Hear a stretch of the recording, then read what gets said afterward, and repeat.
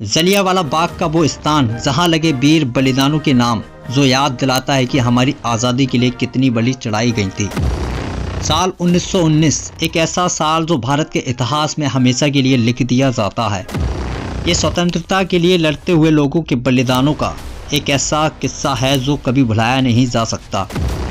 जलियांवाला बाग का वो रक्त रंजित दिन जब मासूम लोगों पर गोलियां बरसाई जाती हैं और एक ऐसी घटना घटती है जो दुनिया भर में ब्रिटिश हुकूमत की निंदा का एक बहुत बड़ा कारण बन जाती है। 13 अप्रैल का वो दिन भारत में ब्रिटिश हुकूमत का जुल्म अपने चरम पर था। रॉलेट एक्ट के अगेंस्ट पूरे देश में लोग एकजुट हो रहे थे। ये एक ऐसा काला कानून था जिसमें बिना किसी सबूत के लोगों को जेल में डाला जा सकता था। पंजाब का अमृतसर शहर बैसाखी का वो दिन हजारों लोग जलियांवाला बाग में एक शांतिपूर्ण सभा के लिए इकट्ठा हो रहे हैं। ये लोग सिर्फ अपने हक की आवाज़ उठाने आ रहे हैं।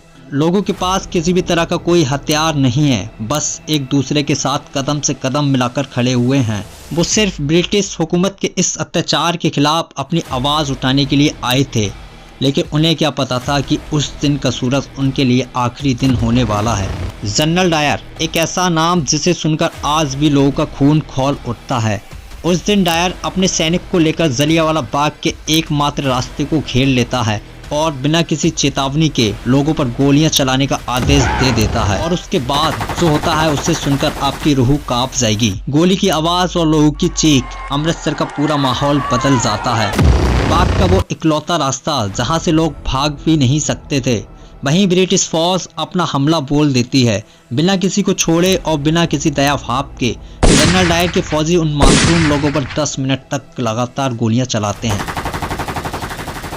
पूरी ज़मीन खून से लाल पड़ जाती है और खून से लथपथ लोग अपनी जान बचाने के लिए इधर उधर भागने लगते हैं। वो खून से भरी मिट्टी और वो खूनी कुआं जहां लोग अपनी जान बचाने के लिए उसमें छलांग लगा रहे थे, लेकिन मौत का वो जाल भी उन्हें बचा नहीं सका। इस हत्याकांड के बाद पता चलता है कि हजारों लोग इस हत्याकांड में मारे जा चुके हैं और हजारों लोग पूरी तरह से घायल हो चुके हैं और पूरी दुनिया इस अत्याचार की निंदा करती है। महात्मा गांधी इसे सफ़ेद जुल्म का नाम देते हैं और पूरे देश में ब्रिटिश हुकूमत के खिलाफ लोगों का गुस्सा अपने चरम पर पहुंच जाता है।